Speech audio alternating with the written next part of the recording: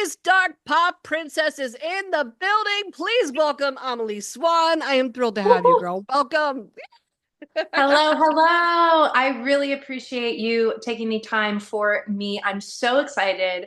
When you emailed me, I was like, holy crap, I haven't done like a podcast or like any kind of like semi to formal i- i- i- interview in like a while. So I was like really pumped. So I'm so excited. I'm pumped to have you on Vigorously because we have a lot in common. First off, we have the Pennsylvania connection in common, and Yeah. I love hearing about home. I'm from Pittsburgh. You're based in Philadelphia. I just curious. What can you tell me about what's going on? Because I'm missing out being in Minnesota now. What's going on like musically in Philadelphia? I feel like Philly is a really hit or miss place. And I think that that really speaks to some of the challenges that I'm sort of facing right now in the music world. Mm. Um, there are a lot of places to play when you're like new. Like there's the Fire, um, and there are a couple of other spots that aren't coming to me right now where like you can play there a lot. There's a lot of really good open mic scenes too. So like if you ever want a chance to showcase a piece of material that you're not super confident about yet, there's a lot of places for you to just play, obviously for free, since it's an open mic kind of like a situation. And then you have like the higher end places, like you've got Johnny Brenda's, you've got Milk Boy, um, you've got places like the Fillmore. And Mhm. so I feel like the scene is pretty great for music in terms of there's a lot of people and we're just all, playing out as much as we can. But I don't feel like there's a lot of like intermediate places to play. So like you're Oh, either like kind of like just darting out, everybody will have you, or you're like you have like a manager or like you're kind of signed. So I feel like that's just mostly like, not that there is a problem, but like that would be like the main concern. Also, I know that a lot of people in Philly are trying to resurrect the house shows, which I love. oh, cool. Yeah. Yeah. But again, like there used to be like maybe like 12 and now there's like four. So Okay. it's really interesting, but I did just sort of collaborate with a person who is very well known at Johnny Bren does, and he wants to have me play in March slash April of next year. So I'm really pumped to sort of like cross the threshold from, you know, you can play whenever you want to like you need like representation. So it's Oh, exciting. okay. No, that explains the difference. And I don't know why, but I've been feeling the same thing in Rochester, Minnesota, where I am right now. It's about an hour outside Minneapolis. And we have Yeah. the same thing happening here. There's just no medium-sized venues Yes. for someone who like isn't Taylor Swift, but they're not unknown. Like Right. somewhere in that spectrum. Like there's We no need the middle. I don't Yeah. know why.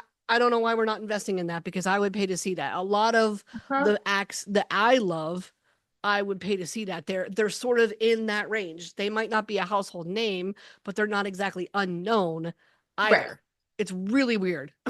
Yeah. And one thing that I started doing a little bit that I really need to continue on and just kind of been like maybe like 10 to 15 minutes a day pursuing is I kind of had an idea why don't you go on the higher level venue websites, see who's playing 5 to 6 months out, and see specifically if they have a listed opener.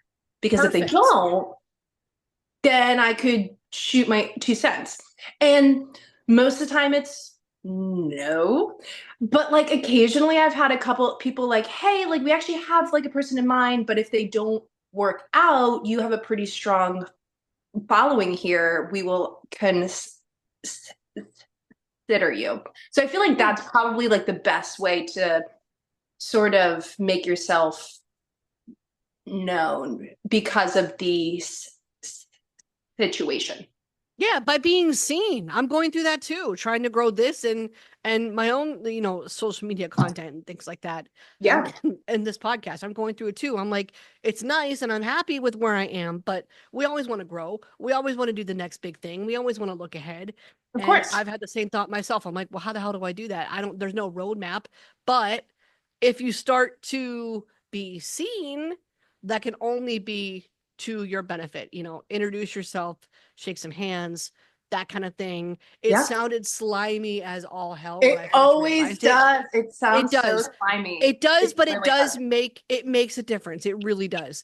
It makes a Oh, difference because it just takes that one person or those two people to just open that one door. And until you find out who they are, yeah. then go ahead, have fun. Meet Yeah. different people, see what comes of it. What is your musical origin story? How did you fall in love with music? Well, I started playing guitar, which I have right next to me Yes. always. I started playing when I was like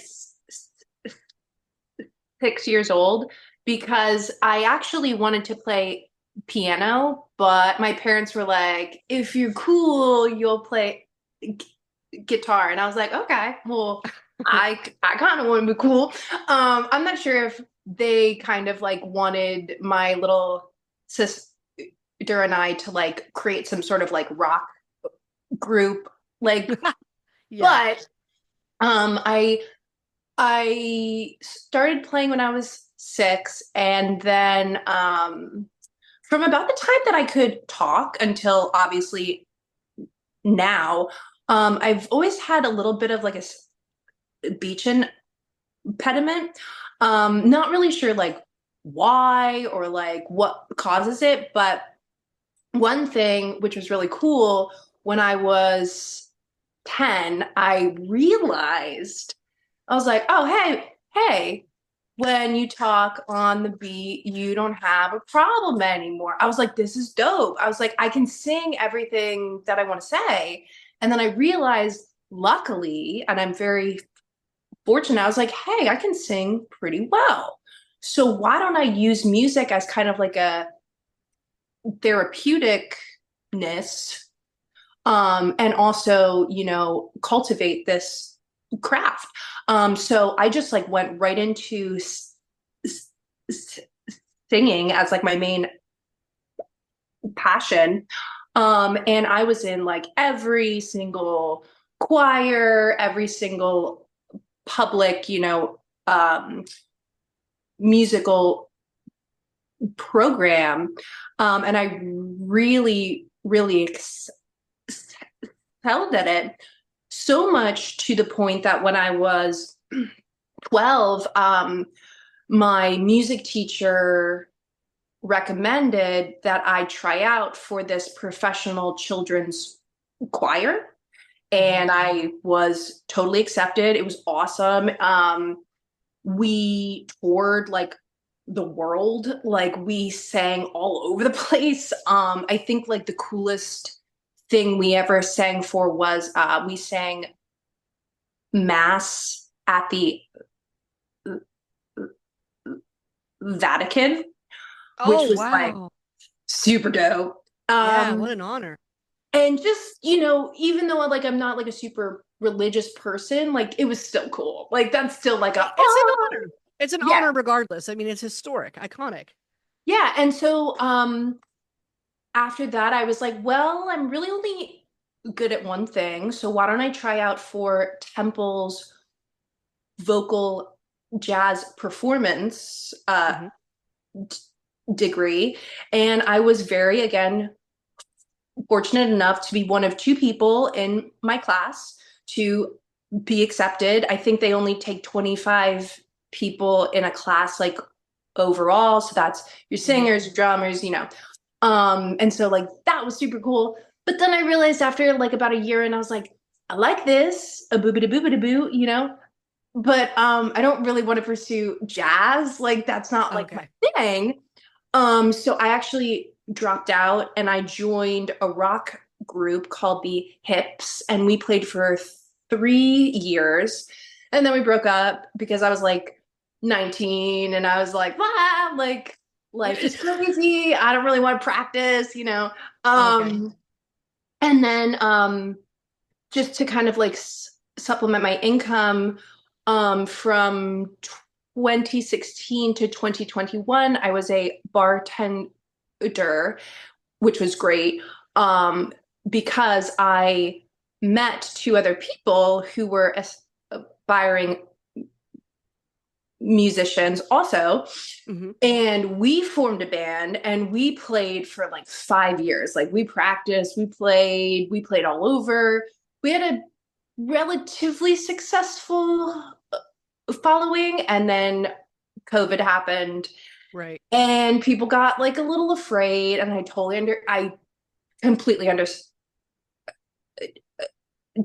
like the hesitation to Hmm. pursue a craft you love when you're literally in like a pandemic. Like it's really hard. Nobody knew what Um, to plan for. We all were like, what do you, I would love to tour, but can I? I don't know. exactly. Nobody knew at that time. Exactly. And they were a little bit older than me, so I think they were just like, we need to like secure our futures. And I was like, that's probably smart. I'm Hmm. not smart. So so in April of 2021, when I was home alone for like ever, I was like, you know what? I'm gonna make my own shit. Like, let's see what happens. And I'm really glad I did, because from 2021 until now has been the most successful that I've ever been in the music. And it's pretty sweet to have control over everything. Yes. I I do collaborate with other people all the time because you have to. And it only makes you like a really stronger person, I feel like. But having control and just like knowing that, like, hey, if nobody in my crew can play a show, that's okay because I made all this music myself, so I can just play alone, which isn't as exciting to see, but you still have like that creative power. So yeah, Mhm. that's kind of like the timeline, So if you you will. saw a bunch of different sides of the industry. You've seen Mhm. what it's like doing it on your own. You've seen what it's like doing it in bands. You've seen what it's like trying to work with venues and make things happen. Another interesting thing that you did mention to me is that you're signed as an artist to one label, but you write for a different label. Are there any challenges to navigating that? Well, the writing for the new label is relatively new, so Okay. I'm not sure what challenges will present themselves, but I would say, just to take a step back for like a second, um, the genre that I most write in is called trip hop, which Yeah. isn't like, it's not super well known, especially in America, which is actually great because everybody talks to each other. So, like, the Mm. label that one of my songs is signed onto, it's called H1 Massive. That label knows about the label Oblong Square Records that Mhm. I write for. So I think it's actually pretty cool. And I think that it only works if you have that kind of like niche, kind of like a genre because like these people do talk to each other and they do kind of like know each other. And then like after a Okay. while, it's kind of cool to see. Like you'll see your name pop up, like in like, oh, who could write a good lyric for my trip hop song? And like my name will pop up occasionally because those people are talking to each other. So I don't think that there will be too many challenges. And I think what's great about the nature of trip hop is that I'm 31. I'm probably like one of the younger people in the craft. And these people, like, they respect you. They give you creative like freedom. Nobody's trying to take your money because like you don't have a lot of money. Like you're from Philly and you're poor and you're trying to write electronic shit. Like Welcome. Yeah, welcome. and they like know that. And it's kind of like that grittiness about the genre. I think Mhm. people like the authenticity if you are actually like that in real life. So I don't know, but it is exciting. And I'm just really, I guess, the most excited to put these things on my musical resume. Yeah. Um, you know, because again, these people will talk to each other eventually. Yeah, their accomplishments regardless. I mean, even if they hate Thanks. each other, who Right. knows? They're Who like, knows what oh that God. but I'm just saying somebody who knows somebody who knows somebody could look at those two or three lines on your resume and go, Yeah. "Skirt, wait a minute, there's something here that maybe we could use." You just don't know. That's the beauty of it. And I love that you're flying the trip hop flag. I haven't had a trip hop artist on here yet. Really. So Oh, no. this has Yeah. been I try this is my whole thing. Okay. I try not to put artists into genres unless Right. they say this is what I am. And unless they say this is what I want to do and this is how I want to identify, then that's fine. Because when I was listening to you, all I heard was sultry siren Bjork. Like that's what you were Oh, giving. that's so sweet. You know That what? was that was what I was I getting.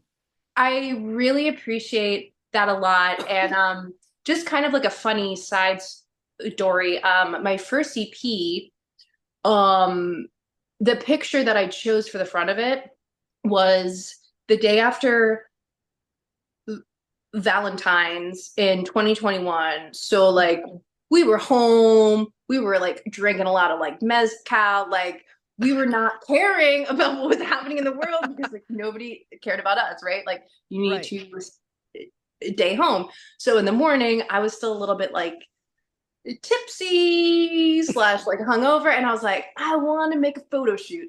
So I took a bunch of pictures, literally in a robe, and my Mm-hmm. face was kind of puffy because I was like drinking.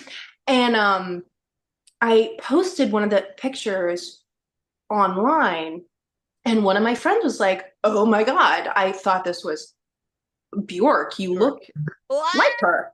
And I was like, Wait. okay. I was like, let's take that as a compliment. Let's use that. Let's pretend. Yes. Like, let's not say, but let's pretend. And so I made it the cover of my first EP. And then one of my really good friends, Frank Cervantes, who runs a lot of like really good playlists, was like, let's make a Women of Trip Hop playlist and put that photo as the cover because people will think it's her and we'll get a lot of likes. And then it'll just feed Okay. into your music. And I was like, that's really smart. Like, let's just pretend. Like, we're not copywriting here. But if You're people not just saying like, you're her. no, but Yeah. if people just like think what they want to think, that's cool. And so I really appreciate that you kind of picked up on that because that is not that your music needs to have a strategy, like it should come from your heart, but if you can like finagle a little bit of strategy, and I think that that's really smart. Is being strategic what it takes anymore to be a full-time musician? I feel like, yeah, I feel like unfortunately, you have to be as good, if not a better content creator than a Mm, musician. And that like makes me very sad. Like that like really crushes me. But it's also the same kind of like situation where like you can either cry about it or you can, if like you can't fight them, join them, right? Like Yeah, yeah.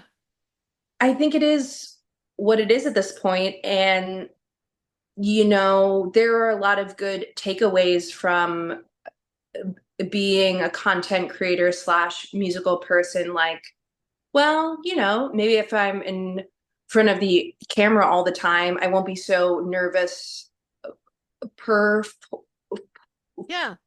forming, right? So, Yeah. yeah, Trade-offs. I mean, it's yeah. hard. Perspective is important. I have a hard time with that too. Like Mhm. you know what I mean? The political type stuff that you have to do to get your name out there or to get known. It doesn't feel great at No, first. It doesn't. But if you're doing it in a way that still feels authentic to you, it's only for your own benefit. That's something that exactly. I'm seeing is I'm getting older and I'm doing this too. I definitely want to talk about Left Unsaid, the new single. We've mentioned that this is a pretty personal one for you. So I had to ask, what makes it so personal? Um, so this will be the first song that I've produced, written, mixed, and recorded the music video for myself. Um, Okay. in the past, I've always produced my own shit and I've always written and performed it. But I've always hired people to mix it for me, and I've always had people do the videography. Hmm. But just from like the couple years of doing these things in the past, I was like, I think I can take a dab at it. And I was pleasantly surprised when I mixed it and sent it over to the master that the person that I have who masters my tracks, he's amazing. He's a two-time Grammy nominated masterer. His name is Ryan Schwab, and he's amazing. I was really pleasantly surprised that he was like, yeah, this is totally great. Like, you don't need to pay anybody. And I was like, oh, heck yeah. So I feel like being able to do more things myself made it very personal for sure because I was able to highlight myself Hmm. in the ways that I would like rather than having somebody else come in and say like, hey, I don't know if you should sing this loud on this part or, all of that kind of stuff. So I feel Right. like that's like part one of why it's very personal. But I feel like the real reason that it's very personal is because um it's like a song about feeling like you have a lot of unanswered questions. Who hasn't felt that way? Yeah, it's like all the things left unsaid. I'm a mess within my head and I have a crush on you, not to get too jaded or like whatever, but I kind of had a weird childhood. My father passed away when I was 20. Mm. And he had stage 4 esophageal cancer, but he did not find out that he had this cancer and had 90 days to live until the day before he passed away. Oh, wow. Yeah, so he was going to tell me and my little sister the next day after Mm. he found out, but he never had the chance because he Mm. passed away. So like we were just like, oh my God. And like we didn't have the greatest relationship with him. My parents had been divorced since I was like 11. There was like Yeah, divorce alone already sucks. it was like Ugh. very traumatic the way that it all happened Yeah. and just like a lot of just like weird things. And so just like to not have the resolve like, and not have the chance to say like, hey, like it's okay, like things happen, like I still love you and I forgive you or like whatever. Like that's really weird. And then you're just kind of like left, like all of these things left unsaid. So that's probably the major reason why it felt so personal. And then I think subconsciously, I wanted to do a lot of the responsibilities of the song myself because it was so personal. And I Yeah. just like was like, I just want to like make this and I don't want to have to like explain like why this is like this until it's out. And then it's just like out there. So yeah. Yeah. It Yeah. sounds like this is your moment to connect with your dad and just say, here's at least something documented, letting you know that this is how I feel about our relationship. This is how I'm doing now. And I'm thinking of you and you're still very much on my mind. It sounds like Yeah. those are some Yeah. I don't know if final words is the right way to phrase it, but it's It kind documented yeah. information for him, for your Yeah. loved ones, in case there's any questions there. Like, and Yeah. that's a beautiful thing. I can't wait to see the video because I know that you can do some pretty serious art direction and storytelling. I saw the Ghost in the Drum Machine video, so I can't Uh, wait to see. Is there a concept with this video that we might see? so yeah, it's so I kind of had the idea of filming in a bathtub and there are like two scenes. So like the first scene is me in a bathtub filled with like what's supposed to be milk, Mm-hmm. although it's actually white food coloring, which Oh, I was so excited to find because I was like, I am not spending y'all, $300 to $400 on milk. Like, I don't want to y'all smell like know milk. how much a gallon of milk is these days? So expensive. I was literally like, no, I am not going to be the crazy person in South Philly purchasing 400 jugs of milk. No, no, no, no, no, no. My like, no. In this So economy, no. no, oh my God. And like, and then you'd smell and like, Ugh. it would just be so gross, right? So I was like, okay, white food coloring. And then I put a bunch of Fruit Loops in the Oh, tub. So I'm kind of like eating cereal. So it's kind of like reminiscent of like childhood a little bit, right?